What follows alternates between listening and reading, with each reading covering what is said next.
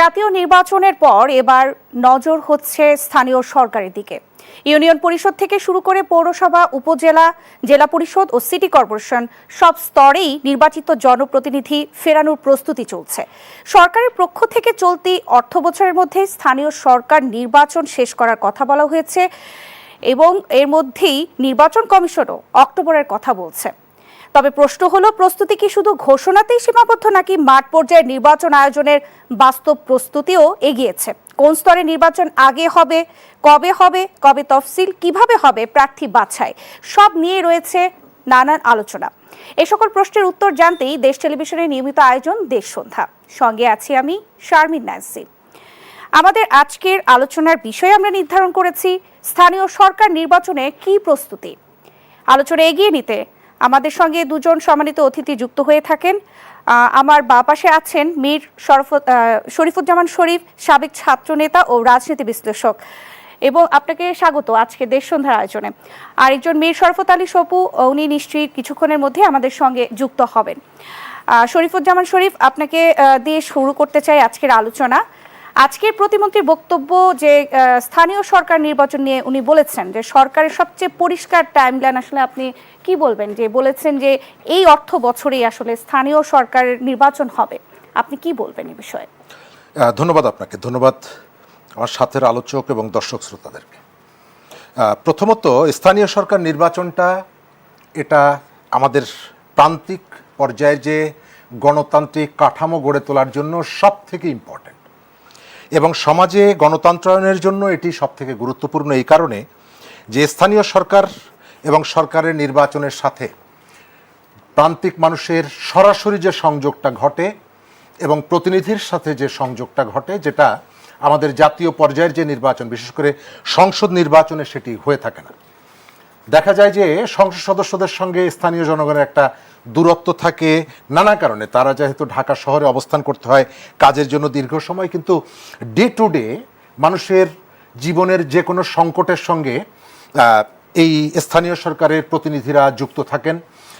আপনি খেয়াল করবেন, আমরা আমাদের পলিটিশিয়ানদের অনেক ধরনের সমালোচনা করি, কিন্তু স্থানীয় সরকার নির্বাচনের পরে যারা নির্বাচিত হন তাদের অনেককে আমাদের সাথে যারা মাঝে মধ্যে কথা শুনি তাদের কাছ থেকে, সন্তানের শরীরে জ্বর কতটুকু উঠেছে এই খবরটাও স্থানীয় সরকারের কোনো জনপ্রতিনিধি গ্রহণ করে থাকেন।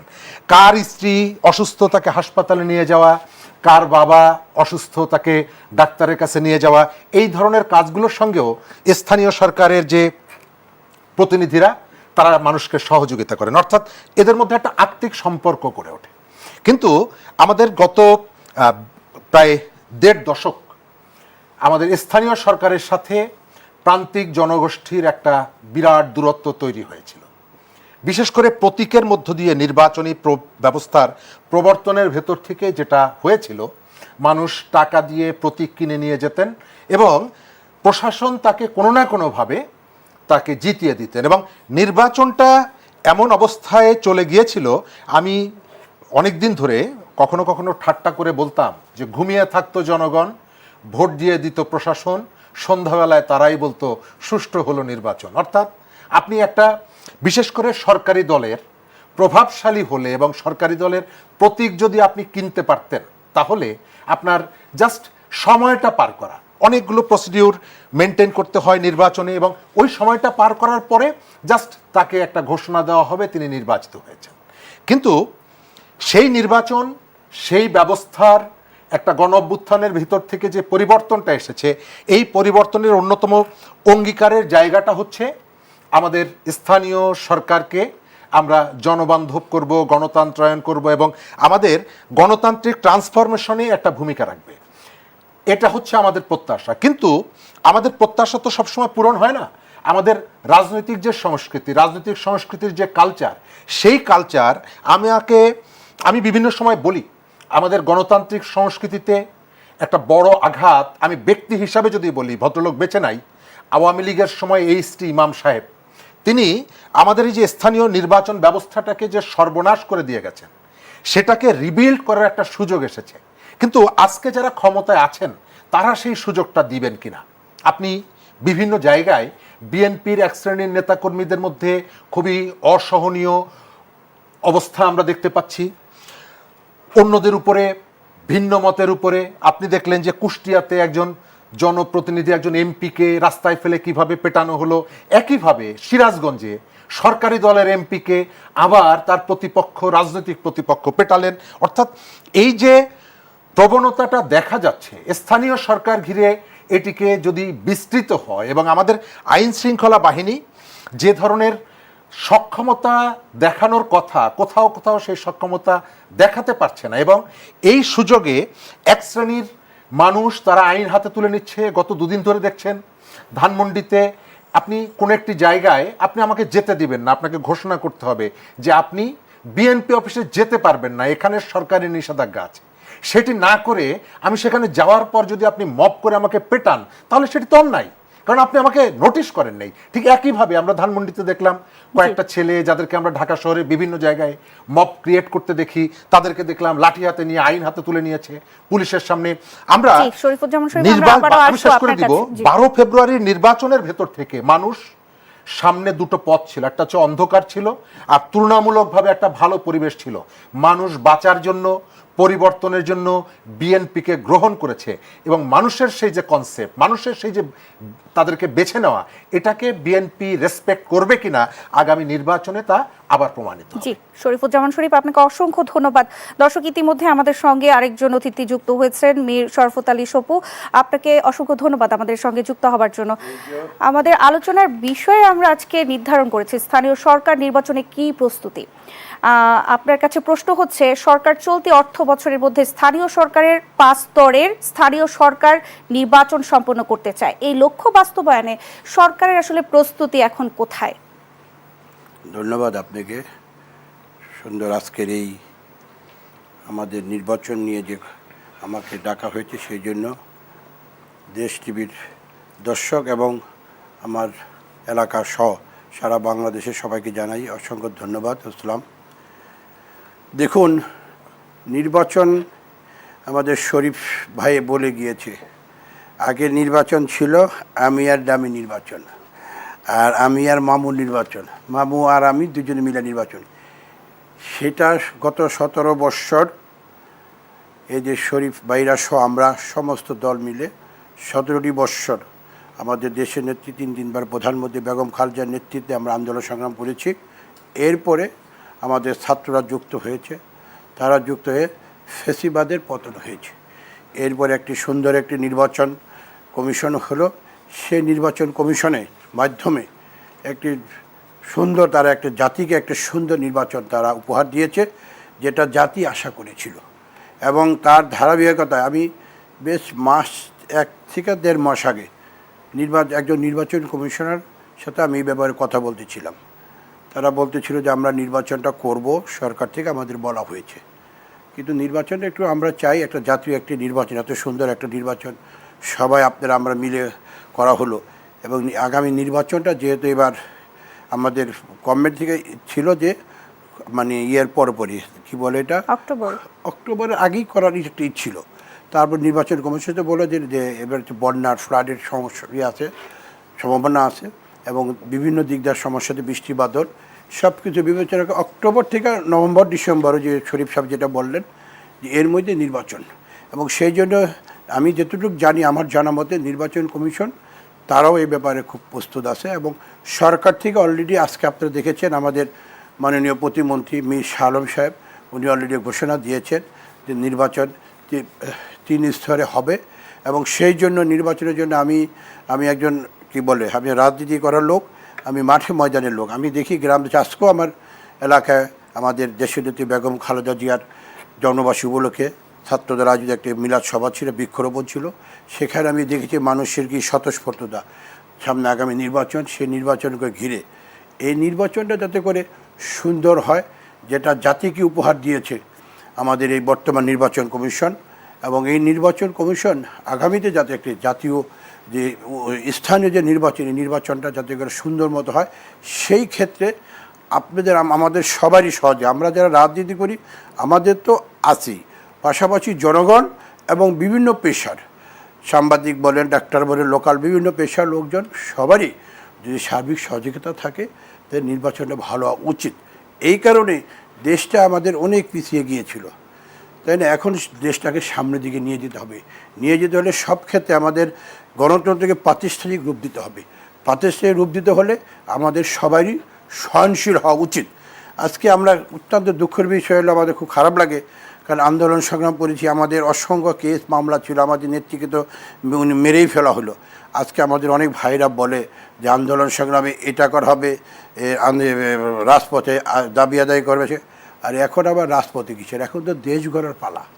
কিন্তু এই নির্বাচনকে ঘিরে তো অনেক আসলে অস্থিতিশীল পরিস্থিতিও সৃষ্টি হয়েছে, বিভিন্ন নেতাকর্মীকে গণপিটুনি দেওয়া হয়েছে, এই বিষয়ে কি মতামত আপনার? না, আপনি তো আমার গণপিটানি এরকম কোনো উল্লেখযোগ্য কোনো জায়গায় হয়েছে কিনা আমার ঠিক জানা নাই, তো আমি তো এরকম গণপিটানি এরকম হয়নি।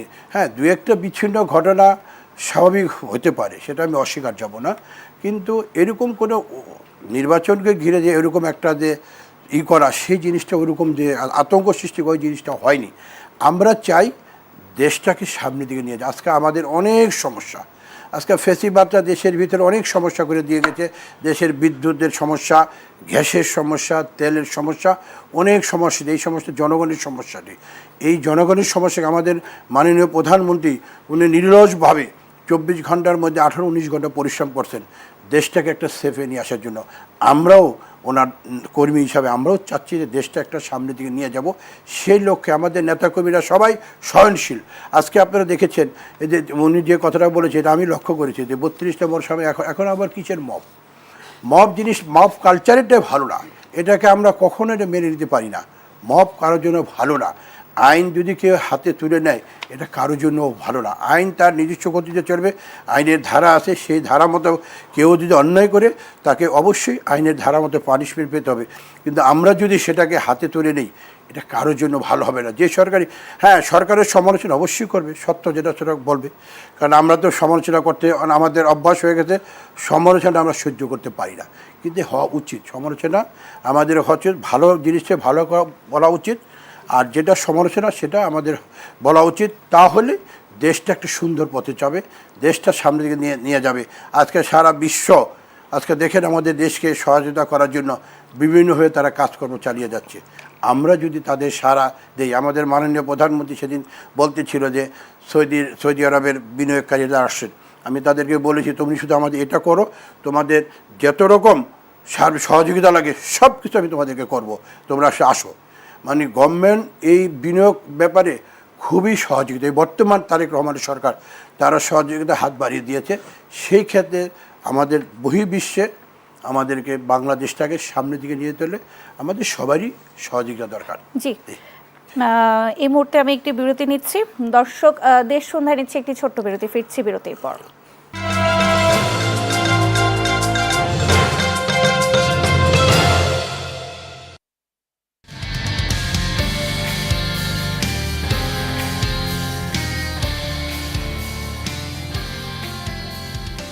অর্থনীতির যে সংকট, তার জন্য শেখ হাসিনা দায়ী, তার লুটপাট দায়ী।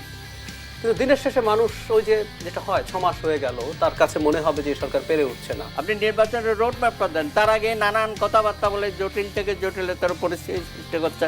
যে জাতীয় ঐক্য মানে কিন্তু এমনটা না যে আগামী নির্বাচনে সকলের প্রতীক এক থাকবে। দেশ বিদেশের আলোচিত, সমালোচিত ও ঘটনাবহুল সংবাদের চুলচেরা বিশ্লেষণ নিয়ে প্রতিদিনের বিশেষ আয়োজন RIL angle channel and square bar নিবেদিত দেশ সাম্প্রতিক। কোনো ধরনের পরিবর্তন আমরা না দেখতে পারি আইন শৃঙ্খলা পরিস্থিতিতে, তাহলে দুর্বল বলা ছাড়া আমার কোনো উপায় নেই। আমি এটা বলতে চাই না, আমরা সবাই চাই যে এই সরকার সফল হোক। আমরাও চাই বাংলাদেশে যেন একটাও রেপের ইনসিডেন্ট না হয়। স্ট্যাটিস্টিক্স বলছে গত 3.5 মাসে 947 জন হত্যাকাণ্ডের শিকার হয়েছেন। আমাদের মুক্তিযুদ্ধের সেই স্বপ্ন, একটি ফুলকে বাঁচাবো বলে যুদ্ধ করি, একটি মুখের হাসির জন্য অস্ত্র ধরি, সেই স্বপ্ন বাস্তবায়িত হয়নি। দেখবেন শনি থেকে বৃহস্পতি রাত 10টায় শুধুমাত্র দেশ টিভিতে।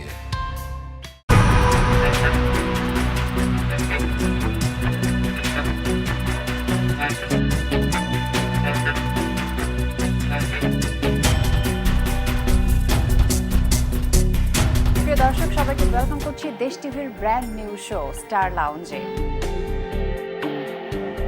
কেমন মানুষ পছন্দ? যারা মন খুলে কথা বলে তাদেরকে। শাকিব খান তো এখন অনেকের সাথে কাজ করছে, তোমার কাছে কি অফার এসেছে? কাজের অফার আসে, আমি অবশ্যই তার সাথে করতে চাই। চমক নিজে কি মনে করে সে সাহসী এবং অকপট? হ্যাঁ, আমার একদম পা থেকে মাথা পর্যন্ত সাহস। প্রিয় তারকার অজানা গল্প, হাসি আর জীবনের নানা রং নিয়ে দেশ টিভির সেলিব্রিটি শো। ভিলেন হিসেবে মিশা সওদাগর কখনো কোনো বিব্রতকর পরিস্থিতিতে পড়েছে? বাচ্চা আমাকে দেখে ওই মিশা গুন্ডা তখন আমি খুব রেগে গিয়েছিলাম। এগুলো বলতে হয় না, এগুলো বললে নজর লাগে। কিছু বলবো না। একটা গেছে 10টা চলে আসছে, মানে কি একটা অবস্থা। এত প্রেম বিশারদ তুমি কবে হয়ে উঠেছো? এরকম নানান ক্যারেক্টার করতে গিয়ে মনে হয় বর্তমান অর্থ বছরে 5 স্তরের নির্বাচন এবং বর্তমান অর্থনৈতিক বাস্তবতায় প্রায় 6,000 কোটি টাকা খরচ করে এতগুলো নির্বাচন আয়োজন কতটা যৌক্তিক মনে করছেন আপনি? ধন্যবাদ। তার আগের যে প্রশ্নটা করেছিলেন, আমাদের এখানে স্থানীয় নির্বাচনের ক্ষেত্রে আবহাওয়া একটা ফ্যাক্টর। তবে আমরা অতীতের অভিজ্ঞতায় আমরা দেখেছি যে শীতের সময় নির্বাচনটা কিন্তু আমাদের শুধুমাত্র রিপ্রেজেন্টেটিভ সিলেকশন না। আমরা গ্রামের ছেলে, আমার অভিজ্ঞতাগুলো এবং কখনো কখনো স্মৃতিকে খুব নাড়া দেয়। একটা পোস্টারের জন্য আমরা হন্যে হয়ে পেছনে পেছনে ঘুরতাম। একটা সময় ছিল, একটা পোস্টার পাওয়ার পর এত আনন্দ। স্থানীয় সরকার নির্বাচনটা ছিল আমাদের একটা সংস্কৃতির অংশ। আমরা দেখতাম অমুক বাড়িতে নির্বাচন হচ্ছে, তার বাড়ির ভাইয়ের মেয়ে কোথায় বিয়ে হয়েছে, সে বাপের বাড়ি চলে আসতো চাচা নির্বাচন করার জন্য। দল বেঁধে নারীরা গ্রামে গ্রামে ঘুরতেন। সেই যে উৎসবটাকে আমরা নষ্ট করে ফেলেছিলাম। আমরা চাই এই নির্বাচন যিনি পরাজিত, জয়ী বিজয়ী হন না কেন, এই নির্বাচনটা সেই উৎসবটা ফেরত আসুক। যদিও আমাদের রাজনৈতিক বিভাজন এবং রাজনীতিকে যেভাবে আমরা টাকার কাছে একেবারে সঁপে দিয়েছি, তাতে সেই ধরনের উৎসব মুখরতা আসবে কিনা জানি না। তবে আমরা মনে করি যে এখনও যতটুকু অবশিষ্ট আছে আমরা সেটাকে কাজে লাগানোর চেষ্টা করব। আপনি বাজেটের কথা বলেছেন, কতগুলো জায়গা আছে এসেনশিয়াল, আপনাকে সেটি করতেই হবে। আপনি যতই আপনার আর্থিক সংকট থাকুক, আপনি বলতে পারবেন না যে ঢাকা মেডিকেল কলেজ আমি বন্ধ করে রাখবো। আমার যেহেতু আর্থিক সংকট, আমি ঢাকা মেডিকেল কলেজ চালাইতে পারবো না। আপনার সেখানে সাপোর্টটা দিতে হবে। আমাদের এই যে বিদ্যুৎ সেক্টরে যে ধরনের একটা সংকটের মুখে আমরা আছি, সরকার বলতে পারে যে আমি ব্যাংক থেকে লোন নিচ্ছি, আমার ডলারের দাম বেড়েছে ইত্যাদি ইত্যাদির কারণে তোমরা 5 দিন একটু অন্ধকারে থাকো, নিশ্চয়ই সেটি বলবে না। সুতরাং স্থানীয় সরকারের রিপ্রেজেন্টেটিভ তৈরি করা এটা খুবই ইম্পর্টেন্ট। বিশেষ করে আমাদের কতগুলো কাজ নাগরিক জীবনের, যে কাজগুলোর সাথে এই স্থানীয় সরকার ওতপ্রোতভাবে জড়িয়ে গেছে।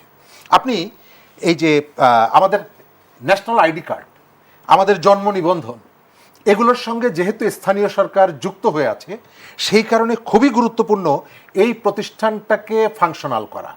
আমরা 5 আগস্টের পরে অনেকেই পালিয়ে গেছে, কিন্তু সেই জায়গাগুলোতে সরকার কোনো কোনো জায়গায় রিপ্রেজেন্টেটিভ বসিয়েছে, সরকারের প্রতিনিধিদেরকে বসিয়েছে, কিন্তু একজন রাজনীতিবিদ অথবা জনপ্রতিনিধি যিনি জনগণের ভেতর থেকে গড়ে ওঠেন, সবু ভাইকে সামনে পেয়ে বলছি, সবু ভাইকে আমরা চিনি ঢাকা কলেজে, আমরা যখন ছাত্র তখন ঢাকা কলেজের নেতা হিসাবে আমি দেখি তাকে একেবারে প্রান্ত, সেই থেকে যোগাযোগটা আছে।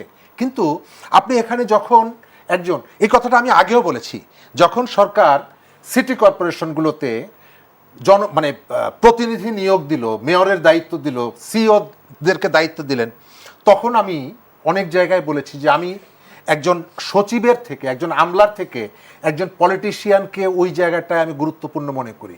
খুলনা শহরে নজরুল ইসলাম মঞ্জু, তিনি সিটি কর্পোরেশনের দায়িত্বে আছেন।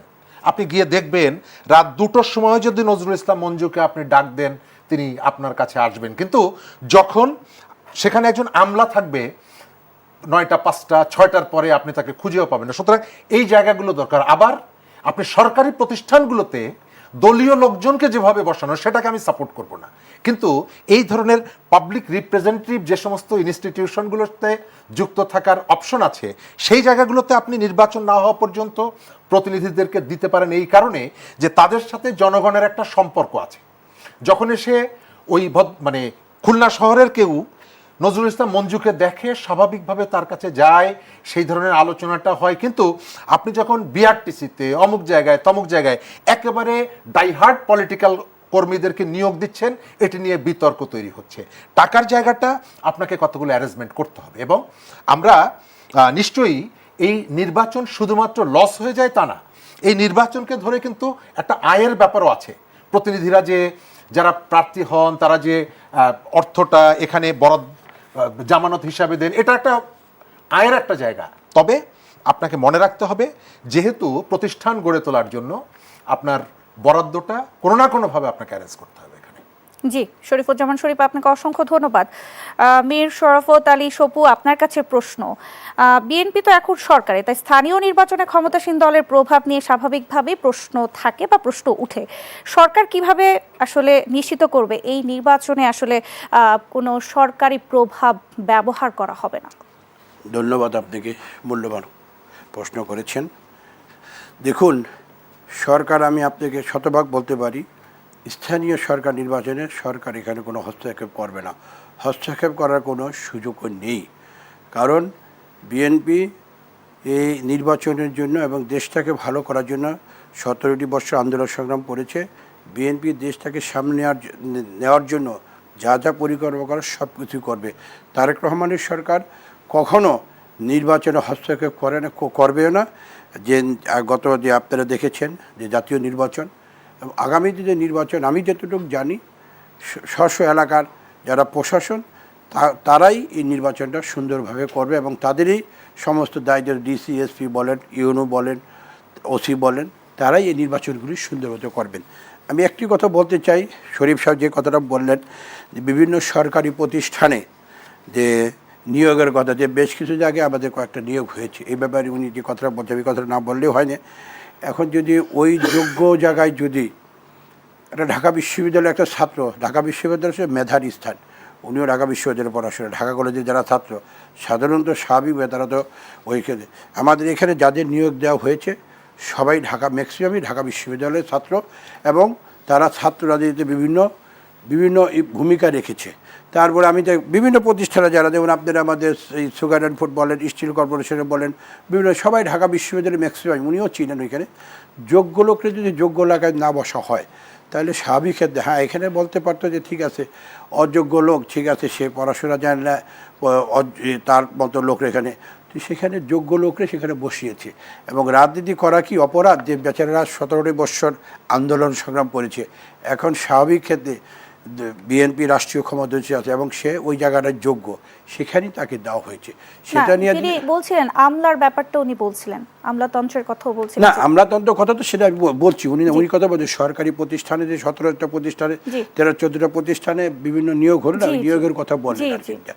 আর যেটা আপনি যে জিনিসটা বললেন, উনি যদি স্বাভাবিক ক্ষেত্রে একটা পলিটিক্স যারা আমরা রাজনীতি করি আমাদের জবাবদিহিতা আছে। ওই যে উনি যে কথাটা বললেন যে খুলনার মঞ্জুবা একজন ওনার রাজনীতিবিদ, ওনাকে রাত 12টার সময় আপনি পাবেন। তো ঠিক তেমনিভাবে এখানে যারা বিভিন্ন প্রতিষ্ঠানে আছে তারা তো যে 9টা 4টা না, তাদেরকে আপনি রাত্রিবেলা এখনও দেখেন যারা বিভিন্ন তারা কাজকর্মে ব্যস্ত আছে, তারা কাজ করছে এবং তাদেরকে টেলিফোনে বললে যে কোনো কাজের সেবায় তারা এগিয়ে আসবে এবং জনগণের সাথে তাদের সমস্যাটা বুঝবে, তাদের সমাধান করার চেষ্টা করবে সেই লোকে। কারণ পলিটিক্স আপনি এইটা কেন, আপনি আমেরিকার মতো জায়গায় দেখেন, আমেরিকা যখন গভর্নমেন্ট চেঞ্জ হয়, একটা গভর্নমেন্ট যদি চেঞ্জ হয় 18টা যদি পদ পদবি থাকে, ওই টোটাল বাইডেন প্রশাসন 18 জন বেরিয়ে আসতেছে। আবার কি বলে যে বর্তমান যে এখন আছে কি বলে রাষ্ট্রপতি, তার পার্টির এবং তার রাষ্ট্রপতির লোকজন আবার 18 জন হচ্ছে। এটা মানে বৃহৎ গণতান্ত্রিক দেশে, যেটাকে আমরা যেটা তুলনা দিই আমেরিকাকে গণতন্ত্র, সব জায়গায় গণতান্ত্রিক যে রাজনীতিক দল যারা ক্ষমতা থাকে তাদেরকেই বিভিন্ন সময় তাদেরকে করা হয়। এটা নিয়ে আমাদের আসলে এটা নিয়ে কথা বললে স্বাভাবিক দেশটা ভালো চলছে কিনা, দেশটা সামনের দিকে নিয়ে যায়, সেই জিনিসগুলো আমরা যদি সেটা মনে করি তাহলে আমাদের সবার জন্য ভালো হয়, সেটাই আর কি। জি, মীর শরাফত আলী সপু, আপনাকে অসংখ্য ধন্যবাদ। শরীফুজ্জামান শরীফ, আপনার কাছে প্রশ্ন হচ্ছে, আমরা জানি 24-এর গণ অভ্যুত্থানের পরে নিরঙ্কুশ সংখ্যাগরিষ্ঠতা পেয়ে আসলে বিএনপি সরকার গঠন করেছে। এরপর আসলে 6 মাস পূরণ হলো বিএনপির দায়িত্ব নেওয়ার পর সরকারের প্রধান অগ্রাধিকার ছিল দ্রব্যমূল্য নিয়ন্ত্রণ, আইন শৃঙ্খলা পরিস্থিতির উন্নতি এবং বিদ্যুৎ ও জ্বালানির সরবরাহ স্বাভাবিক রাখা। কিন্তু ইতিমধ্যে আমরা দেখেছি বিদ্যুৎ ও জ্বালানির বিভিন্ন ধরনের সমস্যা সৃষ্টি হয়েছে। এর মধ্যে আমি একটা প্রশ্ন করতে চাই, সেটা হচ্ছে দ্রব্যমূল্য নিয়ন্ত্রণ নিয়ে। আসলে সরকার কি দ্রব্যমূল্যের নিয়ন্ত্রণ আসলে টেনে ধরতে পেরেছে? ধন্যবাদ।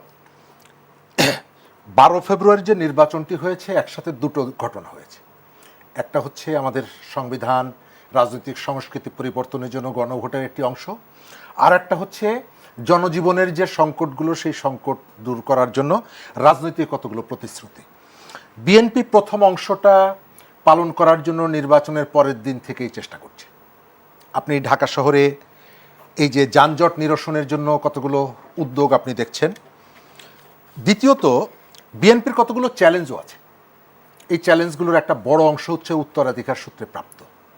বিএনপি যখনই ক্ষমতায় বসে একটা যুদ্ধ লেগে যায় সারা পৃথিবীতে, এবং তার এটা আমার 91 সাল 2001 সাল এবং এবারও দেখলাম এটা অভিজ্ঞতা। এই সংকটটাকে বিএনপি চাইলে মোকাবেলা করতে পারবে, যুদ্ধ থামাতে পারবে? নিশ্চয়ই না। কিন্তু তাকে ডোমেস্টিক কতগুলো পলিসি নির্ধারণ করতে হবে যে পলিসিগুলো দিয়ে সে জনজীবনের সংকটটা নিরসন করবে। দ্রব্যমূল্যর ক্ষেত্রে, বিদ্যুৎ সংকটের ক্ষেত্রে সেটি পারা যাচ্ছে না, বিএনপির হাতে নেই। আবার যে জায়গাগুলো বিএনপির হাতে আছে সেই জায়গা সরকারের পলিসির জায়গায় আমি ইমপ্লিমেন্টেশন দেখছি না। যেমন আমাদের পল্লী বিদ্যুতের যে মিটার, প্রায় 85 লাখ মানুষ পরিবার এই মিটারটা ব্যবহার করে। সরকারের 100 দিন পূর্ণ হয়েছে তখন বলা হয়েছিল যে পল্লী বিদ্যুতের মিটারের ভাড়া সরকার মওকুফ করে দিয়েছে, এবং এটি অন্যায় ভাড়াটা নেওয়া।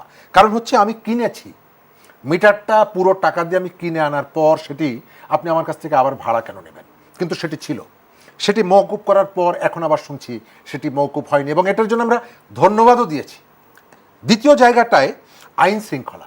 আইন শৃঙ্খলা আপনি শুনেছেন যে আমাদের স্বাভাবিকভাবে একটা গণঅভ্যুত্থানের পরে যারা দীর্ঘদিন ক্ষমতায় থাকে তাদের প্রতি মানুষের কতগুলো রাগ, ক্ষোভ নানা কারণে থাকে, এটি অস্বীকার করা যাবে না। এটি সব কিছুই যে রাজনৈতিক তা না। পাড়া মহল্লায় পারস্পরিক মানে গোষ্ঠী দ্বন্দ্ব পর্যন্ত থাকে এবং এটিকে নানাভাবে ব্যবহার করে। সেই জায়গাটা একটা সময় আমরা ভেবেছিলাম একবারে স্টপ হয়ে যাবে, ফুল স্টপ, কিন্তু তার পুনরাবৃত্তি আমরা বিভিন্ন জায়গায় দেখছি। ফুললি সেটি বন্ধ হয়নি। পুলিশের কাছে যে আমাদের প্রত্যাশা ছিল নিউট্রালি তারা এই জায়গায় কখনো কখনো কঠোর হয়ে এই সমস্যার সমাধান করার জন্য অপরাধীদের ব্যাপারে শক্তিশালী ভূমিকা রাখবে এবং তাদেরকে দমন করবে, সেটি হচ্ছে না। আপনি দেখেছেন রাজশাহী বিশ্ববিদ্যালয়ের জিএস, সে বেলচা নিয়ে ছাত্রদেরকে পেটাচ্ছে। যে ছাত্রটাকে মারছে বলছে তুমি ফ্যাসিস্টের দালাল ছিলে, কিন্তু সেই শিক্ষার্থীটা সেখানে ছাত্রদলের রাজনীতির সাথে যুক্ত, লাইব্রেরিতে গিয়ে পেটাচ্ছে। কিন্তু তারপরে তার বিরুদ্ধে কোনো ব্যবস্থা না নিয়ে আবার আমরা দেখতে পাচ্ছি ওই আক্রান্ত ছেলেটাকেই আবার গ্রেপ্তার করা হচ্ছে। এই জায়গাটায় বিএনপির যে প্রতিশ্রুতির যে জায়গাটা, সেই প্রতিশ্রুতির জায়গা থেকে আমি তার সাথে মিল পাই না। দ্রব্যমূল্য নিয়ন্ত্রণের জন্য অনেকগুলো চ্যালেঞ্জ এখনও আছে, সেই চ্যালেঞ্জগুলো সে মোকাবেলা করতে পারেনি। এই দ্রব্যমূল্য নিয়ন্ত্রণে না আসার একটা বড় কারণ হচ্ছে চাঁদাবাজি, এবং এই চাঁদাবাজের সঙ্গে পলিটিক্যাল এনগেজমেন্ট ছাড়া কেউ চাঁদাবাজি করতে পারে না, এটি সত্য। কিন্তু এই জায়গাগুলোতে আমরা বিএনপি তার সাংগঠনিক শৃঙ্খলা রক্ষা করার জন্য গত 2 বছরে প্রায় 10,000-এর বেশি নেতাকর্মীকে বহিষ্কার করেছে, দলের একেবারে গুরুত্বপূর্ণ নেতাদেরকে পর্যন্ত বহিষ্কার করেছে। কিন্তু বহিষ্কারে যখন কাজ হচ্ছে না তখন আপনার দায়িত্ব হলো যে তাকে আইনের মুখোমুখি করা, এবং সেটি যদি আপনি করতে না পারেন তাহলে অপরাধীরা এক ধরনের ধারণা করে যে আমাকে বহিষ্কার করেছে, কয়েকদিন পরে আমাকে ফেরত নেবে। তবে আমাদের রাজনৈতিক সংস্কৃতিতে কতগুলো ইতিবাচক পরিবর্তনের বার্তা দিচ্ছেন আমাদের প্রধানমন্ত্রী, এবং এই বার্তাগুলো বিএনপির পুরো যে তাদের নেতা কর্মীদের সবাই এটিকে ধারণ করছে না। তিনি যা করতে চাইছেন বা বলতে চাইছেন, আমি দেখতে পাচ্ছি বিএনপির নেতাদের একটা বড় অংশ তার সাথে তার ভয়েসটাকে যুক্ত করতে পারছেন না, অ্যাকশনগুলোকে যুক্ত করতে পারছেন না। গতকালকে দেখলাম তিনি জানি কোথায় একটা অনুষ্ঠানে যাচ্ছেন কিশোরগঞ্জে, শিক্ষার্থীরা দাঁড়িয়ে আছে, তিনি নেমে সেলফি তুললেন। এটি তার নিরাপত্তার জন্য খুবই ঝুঁকিপূর্ণ। তারপরেও কিন্তু বিএনপির এক শ্রেণীর নেতাকর্মী এই বিষয়টাকে ওন করছে যে তাদের দলের প্রধান যে মানুষের সাথে মেশার যেটা চেষ্টা করছে, এবং এই যে আচরণগুলো, এটি হলো আচরণগত পরিবর্তন। আমি অ্যাপ্রিসিয়েট করছি এখানে দাঁড়িয়ে, আপনি অ্যাপ্রিসিয়েট করছেন যে দেখেন প্রধানমন্ত্রী শিশুদেরকে কোলে তুলে নিচ্ছেন, নারীদেরকে ডেকে মাথায় হাত বুলিয়ে তার পাশে দাঁড়ানোর ঘোষণা দিচ্ছেন, কিন্তু তার কর্মীটা যদি একটা দোকান থেকে একটা সিগারেট কিনে 10 টাকা পরিশোধ না করে এবং তার ক্ষমতা দেখানোর চেষ্টা করে যে আমি বিএনপি করি, আমি সরকারি দল করি, সুতরাং আমি তোমাকে টাকা দিব না, প্রধানমন্ত্রীর যত ভালো আচরণই এখানে করুক না কেন তার রিফ্লেকশন তার পলিটিক্সে ওই জায়গায় যাবে না। সুতরাং এই জায়গাগুলোতে সরকারকে কঠোর হওয়া, এবং কতগুলো জায়গা আছে দ্রব্যমূল্য এটা নিয়ন্ত্রণের জন্য কঠোর হওয়া। কিছু মানুষকে আপনি পাবেন যাদের পেটে ক্ষুধা আছে কিন্তু বলতে পারছে না, এই মানুষরা চিৎকার যেহেতু করছে না, সুতরাং মানুষ সুখে আছে, স্বস্তিতে আছে, এই ধারণা নিয়ে সরকার যদি অপেক্ষা করে যে অন্তত এই সেক্টরটার কোনো সমস্যা নেই, এটি ঠিক হবে না। দ্রব্যমূল্য নিয়ে মানুষের মধ্যে উৎকণ্ঠা আছে, উদ্বেগ আছে এবং এক ধরনের কষ্টও আছে। জি, শরীফুজ্জামান শরীফ, আপনাকে অসংখ্য ধন্যবাদ। এই মুহূর্তে আমি একটি বিরতি নিচ্ছি। দর্শক, দেশ সন্ধ্যায় নিচ্ছে আরও একটি বিরতি, ফিরছি বিরতির পর।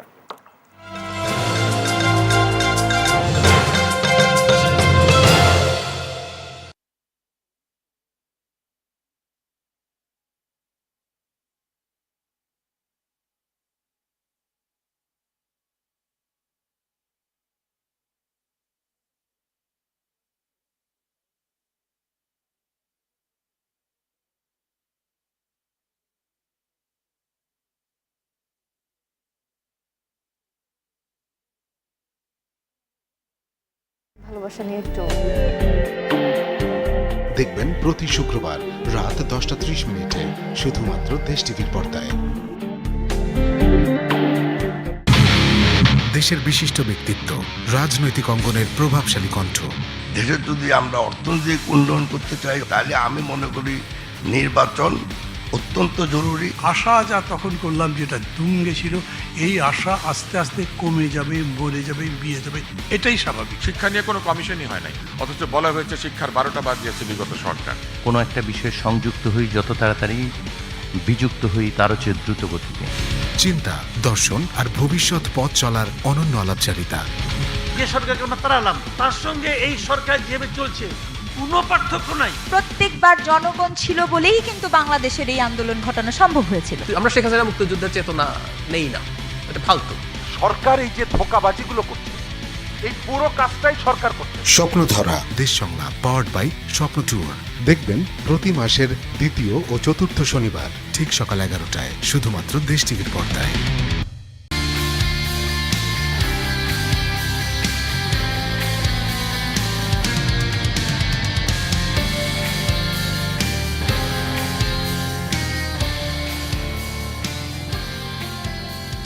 আমাদের অর্থনীতির যে সংকট, তার জন্য শেখ হাসিনা দায়ী, তার লুটপাট দায়ী। কিন্তু দিনের শেষে মানুষ ওই যে যেটা হয় 6 মাস হয়ে গেল, তার কাছে মনে হবে যে সরকার পেরে উঠছে না। আপনি নির্বাচনের রোড ম্যাপটা দেন, তার আগে নানান কথাবার্তা বলে জটিল থেকে জটিলতর পরিস্থিতি সৃষ্টি করছেন। যে জাতীয় ঐক্য মানে কিন্তু এমনটা না যে আগামী নির্বাচনে সকলের প্রতীক এক থাকবে। দেশ বিদেশের আলোচিত, সমালোচিত ও ঘটনাবহুল সংবাদের চুলচেরা বিশ্লেষণ নিয়ে প্রতিদিনের বিশেষ আয়োজন RIL angle channel and square bar নিবেদিত দেশ সাম্প্রতিক।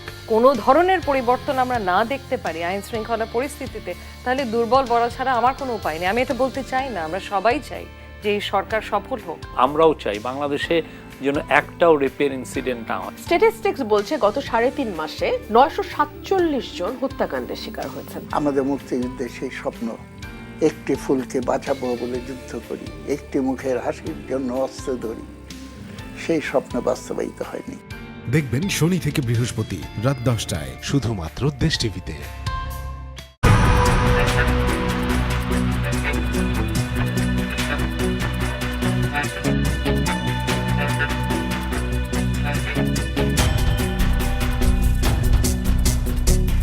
প্রিয় দর্শক, সবাইকে ওয়েলকাম করছি দেশ টিভির ব্র্যান্ড নিউ শো স্টার লাউঞ্জে।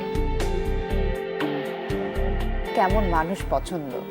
যারা মন খুলে কথা বলে তাদেরকে। শাকিব খান তো এখন অনেকের সাথে কাজ করছে, তোমার কাছে কি?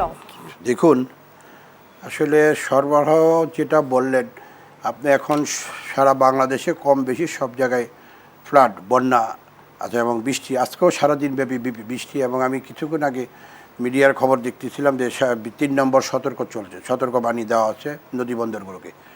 সেই লক্ষ্যে সরবরাহ যেটা আছে, আর আমি অস্বীকার করব না যে ভাই যেটা বলছে যে চাঁদাবাজি, এটা এখন এমন একটা পর্যায়ে চলে গিয়েছে, হয়তো বা আমাদের দল বিএনপি সরকার আজকে রাষ্ট্রীয় ক্ষমতায়, এক শ্রেণীর লোক তারা এটাকে পুঁজি করে তাদের যে ব্যবসা চাঁদাবাজি সেটা কম বেশ তারা চালিয়ে যাচ্ছে, আমি অস্বীকার করবো না।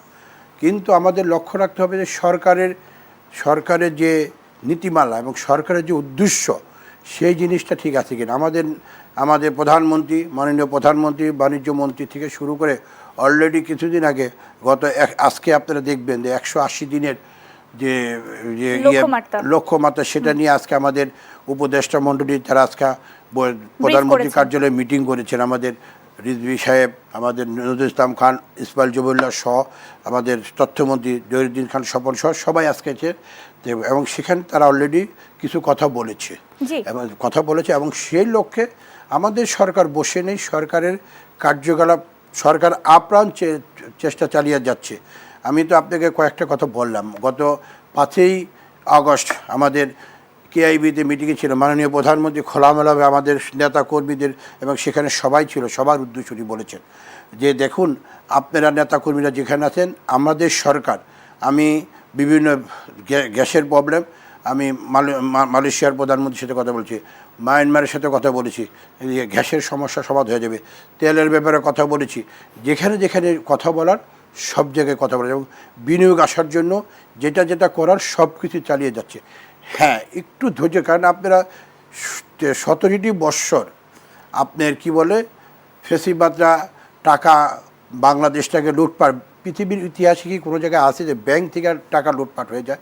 এটাই একমাত্র দেশ বাংলাদেশ, সেখানে নাকি লক্ষ লক্ষ কোটি টাকা আপনার লুটপাট হয়ে চলে গিয়েছে। তারপরে দেখেন অন্তর্বর্তীকালীন সরকার আসলেন, এই সরকারেও যারা ছিলেন, আমি একটু না বললেই হয় না, এই যে হামের সমস্যা নিয়ে কতটি শিশু মারা গেল একবার কি চিন্তা করেছেন? কতটি শিশু, এই যে শিশু, এই হামের শিখে ওই গত সরকারের অন্তর্বর্তীকালীন সরকারের যে উপদেষ্টা ছিলেন তার খামখেয়ালির জন্য এতটি শিশুর প্রাণ দিতে হলো। আজকে মানে স্বাস্থ্য খাতে যে বিশৃঙ্খলা ফেসিবাদ করে দিয়েছে, কিন্তু আপনারা তো সেটা চেষ্টা করবেন। এখন বর্তমান আমাদের এটা তো সরকারের জন্য অনেক বড় একটা চ্যালেঞ্জ ছিল, সেটা তারা করেনি, সেটা তাদের উপদেষ্টা যে ছিলেন। তো আমি সেই কথাগুলি বলছি যে এখন ধরেন আমাদের সরকার, আমাদের মাননীয় আজকে আমি স্বাস্থ্য উপদেষ্টা সবাই এখানে ছিলাম, এইসব নিয়ে আমরা ডিসকাস করতেছিলাম কীভাবে আমরা কিন্তু যারা আমরা আছি, আমরা যারা ছাত্রছাত্রী করছে বা যারা আছি, আমরা সবসময় পজিটিভ নেগেটিভ সব নিয়ে চিন্তা করি, দেশটাকে কীভাবে এগিয়ে যায়, আমরা সেটা সাজেশন দিই, উপদেশ দিই যে কীভাবে দেশটাকে সামনের দিকে নিয়ে যাওয়া যায়, এই জিনিসগুলো সমস্যাটা কীভাবে সমাধান করা যায়। দ্রব্যমূল্য অবশ্যই এটা আমাদের জন্য সবার চ্যালেঞ্জিং, কারণ আমাদের মানুষ অনেক আশা এখানকার ভোট দিয়েছে, জনের প্রত্যাশা, কারণ একটা গরিব লোক সে খেতে পারে না। যে ভাই যেটা বললো যে এমনই লোক আছে যে দ্বারা নাকি সত্যিকার অর্থে বলতে পারে না, এক শ্রেণীর লোক বলতে হবে। আমি দেখি আপনি যেটা বলছে, হ্যাঁ আমি দেখি সমস্যাটা। তারপরে বিভিন্ন জায়গায় যে সমস্যাগুলো আজকে সমস্যা, যে মানুষ গ্যাস লাইন দেয় ঘন্টার পর ঘন্টা দিয়েছে, আমি এটা অস্বীকার করবো না, কিন্তু এতে অস্বীকার করার কোনো জোর নাই, তো তাহলে তো আমি ফেসিবাদ হয়ে গেলাম। কারণ অস্বীকার করার কোনো জোর নাই, কারণ অবশ্যই মানুষের কষ্টটা আমাকে বুঝতে হবে। আমি পলিটিক্স করি, আমি রাজনীতি করি জনগণের জন্য, জনগণের দুঃখ কষ্ট দিয়ে তো আমার রাজনীতিটা সৃষ্টি, এবং জনগণের পাশে থাকবো, এটাই আমার হওয়া উচিত। সেই লক্ষ্যে আমাদের সরকার বসে নেই, সরকারের মন্ত্রীরা, বাণিজ্য মন্ত্রী বলেন, খাদ্যমন্ত্রী বলেন, কৃষিমন্ত্রী বলেন, সবাই যার যার অবস্থান থেকে, আমি যতটুকু জানি সবাই যার যার অবস্থায় কাজ করে যাচ্ছে। আশা রাখি ইনশাআল্লাহ বেশি দিন সময় লাগবে না, খুব শীঘ্রই এই সমস্যাগুলো সমাধান হয়ে যাবে। ওই যে একটি কথা, আপনি যদি চেষ্টা চালিয়ে যান অবশ্যই চেষ্টা আপনার সফলতা আসবে। আমাদের সরকার তো কোনো লুটপাটের সরকার না, এই সরকারে কোনো আপনি দেখেছেন এখন পর্যন্ত কোনো মন্ত্রী বলেন, কোনো আমলা বলেন, এই পর্যন্ত আমার জানার মধ্যে কোনো জায়গায় কোনো দুর্নীতির কোনো কিছু এখন 5-6 মাস সরকার চলছে। কারণ সরকার এ ব্যাপারে খুব কঠিন, এবং আমরাও সব জায়গায় লক্ষ্য রাখছি যে কোনো জায়গায় আমরা আজকেও আমাদের এলাকা প্রোগ্রাম ছিল, সেখানে আমাদের নেতাগণের উদ্দেশ্যে মেসেজ দিয়েছি যে ভাই কোনো জায়গায় কোনো চাঁদাবাজি না, টেন্ডারবাজি না, মানুষ আমাদেরকে অনেক আশা ভরসা করে আমাদেরকে নির্বাচন করেছে, আমি ভোট দিয়েছি, এটা আমাদের বজায় রাখতে হবে। সামনে আমাদের আরও খুব চ্যালেঞ্জ আসতেছে, থেকে উনি যাতে আপনি যেটা নিয়ে আজকে আমরা কথা বলছি, লোকাল নির্বাচন, স্থানীয় নির্বাচন, এই নির্বাচনে মানুষ তো গত 6 মাসে সরকার কি করলে 6-7 মাস আগে, এটাকে বিচার বিশ্লেষণ করেই সামনে দিকে সিটি নির্বাচন বলেন, আমাদের লোকাল নির্বাচন, ইউনিয়ন পরিষদ নির্বাচনগুলো বলেন, মানুষ এখন পর্যন্ত মানুষ গ্রামে গঞ্জে যারা আছে তারা চেষ্টা করছে, আমরাও সরকার চেষ্টা করছি এটাকে সহনীয় পর্যায়ে রাখার জন্য। সেই জন্য আমাদের সরকার কাজ চালিয়ে দিয়ে আশা রাখি এটা আর বেশি দিন এই সমস্যাটা থাকবে না, সব কিছু ইনশাল্লাহ ঠিক হয়ে যাবে এবং সেটা অবশ্যই হইতে হবে, ঠিক হইতে হবেই আমি মনে করি এটা। জি, মীর শরাফত আলী সপু, আপনাকে অসংখ্য ধন্যবাদ। শরীফুজ্জামান শরীফ, আপনিও কি তাই মনে করেন যে সরকারের আসলে প্রথম যে 6 মাস সবচেয়ে বেশি ভোগান্তির কারণ হয়েছিল, মানে ভোগান্তির মধ্যে কারণ হওয়া খাতগুলোর মধ্যে একটি ছিল বিদ্যুৎ খাত। বিশেষ করে গ্রাম অঞ্চলে আসলে লোডশেডিংটা একটু বেশি দেখা যায় অস্বাভাবিকভাবে, এবং অস্বাভাবিক বিদ্যুৎ বিলও কিন্তু মানুষ দেখেছে, অভিযোগও উঠেছে। এটিকে আপনি আসলে কিভাবে দেখছেন? ধন্যবাদ। সবু ভাই যেটি বলেছেন আমরাও এটিকে কনসিডার করি। সরকার নতুন, তার অভিজ্ঞতা, তার সেট আপ সময় লাগবে। আবার এটাও বলবো সরকার নতুন, সেই কারণে আমরা সমালোচনাটা অনেক জায়গাগুলোতে ছাড় দিয়ে করছি, সমালোচনা করছি না। আপনি কতগুলো জায়গায় আপনাকে ফুলফিল করতে হবে মানুষের প্রত্যাশা। আমাদের এখানে দ্রব্যমূল্যর যেটা আমরা বলছি, সার 1350 টাকা সরকার নির্ধারিত সার, এটি বিক্রি হচ্ছে 1800 টাকায়, এবং এর ফলে আপনার উৎপাদন খরচটা বাড়বে। সরকার এই যে পথে পথে চাঁদাবাজি যে জায়গাটা, সরকার চাইলে পারে না, আমার কাছে এটি মনে হয় না। দৃঢ় যদি হয়, এবং কতগুলো জায়গা আছে যে জায়গাগুলো আপনি একটা সময় পর্যন্ত আপনার অতীতের সরকারের উপরে দায় চাপাতে পারবেন, কিন্তু মানুষ একটা সময় এসে সেটি মানবে না। আজকে সকালবেলায় যে নারীটি ঘুম থেকে উঠে রান্না শেষ করে বাচ্চাদের জন্য খাবার রেখে অফিসে আসার সময় গিয়ে দেখলো যে চুলায় গ্যাস নাই, আপনি তাকে যাই বলেন না কেন, ফ্যাসিবাদ যত প্রবলভাবে তাকে বুঝান না কেন, তার মনোজগতে সেটি স্পর্শ করবে না। সে বলবে আপনি আমাকে গ্যাস দিতে পারছেন না। এটা রিয়েলিটি, এবং এর ভিতর থেকে তার উপর যে প্রভাবটা পড়বে এটা আপনার রাজনীতিতে পড়বে। একটা রাজনৈতিক সরকার অবশ্যই তাকে রাজনৈতিকভাবেই সব কিছু মোকাবেলা করতে হবে। আমরা চাইব সরকার এই জায়গাগুলোতে যে সমস্ত চ্যালেঞ্জ সরকারের সামনে আছে, ঘরের ভেতর থেকে সেই চ্যালেঞ্জগুলো মোকাবেলা শুরুটা করুক। যে ঘটনাগুলো সরকারকে বিব্রত করে এবং যার সাথে ঘরের মানুষ যুক্ত, আগে সেই জায়গাগুলোকে ছিদ্র বন্ধ করতে হবে। মানুষের ফান্ডামেন্টাল যে রাইটসগুলো আছে ওগুলোতেই আসলে এখন দেখা যাচ্ছে সমস্যার সৃষ্টি হয়েছে। বিদ্যুৎ, গ্যাস, আপনি দ্রব্যমূল্য, যাই বলেন না কেন, আমি শেষ করছি ওই কথাটাই যে আপনি অতীতের সরকারের উপরে দায় একটা সময় পর্যন্ত চাপাবেন, তারপরে মানুষ কিন্তু এটি বিশ্বাস করবে না। আর শেষ কথাটা হলো মানুষের সংকট কেবলমাত্র ওই যেটা বললাম যে রাস্তার মোড়ে মোড়ে ট্রাক সেলের পেছনে যারা দাঁড়িয়ে আছে তাদের কথা ভাবলেই হবে না। শহরে গ্রামে বহু মানুষ আছে যার পেটে ক্ষুধা, কিন্তু হাত পাততে পারছে না, ট্রাকের পেছনে দাঁড়াতে পারছে না। সেই কারণে দ্রব্যমূল্য নিয়ন্ত্রণে আমাদের এখানে সবথেকে কার্যকর পদ্ধতিটা হচ্ছে রেশনিং সিস্টেম।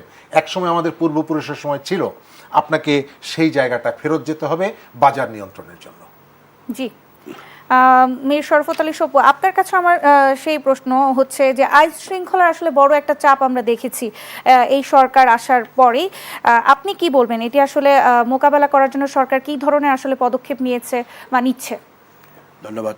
আসলে আইন শৃঙ্খলা পরিস্থিতি কিছুদিন আগে একটু খারাপই ছিল, কিন্তু এখন আমি মনে করি যে এখন মোটামুটি পুলিশ প্রশাসন বলেন, আইন শৃঙ্খলা বাহিনী মোটামুটি তারা আপ্রাণ চেষ্টা চালিয়ে যাচ্ছে এটাকে একটি পরিস্থিতি নিয়ে আসার জন্য।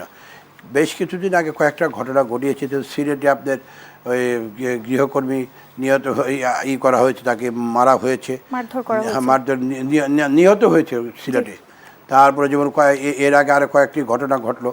তো এই সব ঘটনাগুলো এটি আসলে কি বিচ্ছিন্ন। আর আমাদের ফেসিবাদ যারা ছিলেন তারা অলরেডি ওপার থেকে তারা অনেক চেষ্টা করছে দেশে একটা বিশৃঙ্খলা সৃষ্টি করার জন্য। ইতিমধ্যে আপনারা বিভিন্ন সামাজিক যোগাযোগ মাধ্যমে পত্রপত্রিকা দেখবেন, ফেসিবাদের নেত্রী শেখ হাসিনা আন্ডারওয়ার্ল্ড থেকে শুরু করে বিভিন্ন পুলিশের তাদের রিটায়ার্ড অফিসার থেকে শুরু করে তাদের সাথে যোগাযোগ করে বিভিন্ন জায়গায় তারা আইন শৃঙ্খলা বিঘ্ন করে দেশে একটা বিশৃঙ্খলা সৃষ্টি করার জন্য তারা আপ্রাণ চেষ্টা চালায়। কিন্তু আমাদের এটাও খেয়াল রাখতে, আমাদের দেশের গোয়েন্দা সংস্থা থেকে শুরু করে পুলিশ তারাও আপ্রাণ চেষ্টা করছে দেশটাকে সামনে। গত 15ই আগস্ট আপনারা হয়তো বা আমাদের কোনো থ্রেট ছিল না, কিন্তু এই সরকারের যে আইন শৃঙ্খলা বাহিনী তারা সবাই সতর্ক ছিল, আমরাও পাশাপাশি সতর্ক ছিলাম। বিদায় 15ই আগস্টে বড় রকমের কোনো রকম কিছু হয়নি, এবং সেটা সুন্দর মতে 15ই আগস্ট আমাদের নেত্রীরও জনবার্ষিকী ছিল। সাধারণত আমরা সেটা দোয়া মাহফিলের মধ্যে সারা দেশব্যাপী শেষ হয়েছে। হ্যাঁ, এখন আমাদের সামনে যে চ্যালেঞ্জগুলো আসছে তাদের দ্রব্যমূল্যটা এটা অবশ্যই আমাদের সহনীয় পর্যায়ে নিয়ে আসতে হবে। গ্যাস দিতে হবে, বিদ্যুৎ দিতে হবে। আমাদের গ্রাম দেশে কারো যে শরীফ সাহেব যে কথাটা বললেন, আমি প্রতিনিয়তই 2 দিন 1 দিন পরে আমি গ্রামের বাড়ি আজকেও আমি গিয়েছিলাম, এখানে যে অবস্থা দেখেছি বিদ্যুতের, আসলেই গ্রামগঞ্জে বিদ্যুতের অবস্থা খুবই খারাপ। ঢাকা শহরে অথবা আমরা মোটামুটি এটাকে কাভার দেয়, কিন্তু ঢাকা গ্রাম দেশে খুবই অবস্থাটা বেশ খারাপ, লোডশেডিংটা বেশি হয়। সেটাকে আমাদেরকে লক্ষ্য রাখতে হবে। আমি তো আপনাদেরকে পূর্বেই বলেছি যে আমরা সত্যই বলবো, কখনো লোকচুরি করবো না, অথবা সেটাকে শাক দিয়ে মাছ ডাকার গল্প করবো না। যেটা সত্য সেটাকে বলতে হবে। মানুষ একটু বিদ্যুৎ নিয়ে আসলে একটু সমস্যার ভিতরে আছে, সেই সমস্যার আমাদের মাননীয় প্রধানমন্ত্রী অলরেডি সেটা ঘোষণা দিয়েছে, এটা থাকবে না, খুব শীঘ্রই এটা মানে খুবই সহনীয় পর্যায়ে চলে আসবে।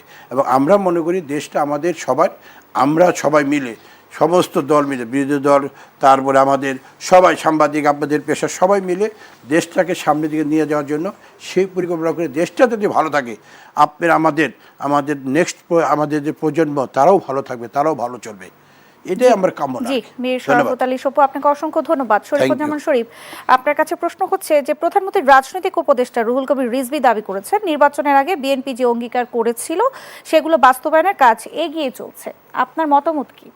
আমি কতগুলো জায়গায় তার বাস্তবায়ন দেখতে পাচ্ছি। জি, কতগুলো জায়গায়, বিশেষ করে আপনি ধরেন যে সেফটি নেট রিলেটেড যে অ্যাক্টিভিটিগুলো, কৃষি কার্ড, তারপরে ফ্যামিলি কার্ড, এই জায়গাগুলো, কিন্তু সুশাসনের পরিবর্তন, সুশাসনের যে ক্ষেত্রে যে অঙ্গীকারগুলো, তার কতগুলো জায়গায় আমি ব্যত্যয় দেখতে পাচ্ছি। এবং কতগুলো জায়গায় আপনি আমার সাথে একমত হবেন যে গত নির্বাচনে কেবলমাত্র বিএনপির কর্মীরা, বিএনপির ভোটাররা বিএনপিকে ভোট দেয়নি।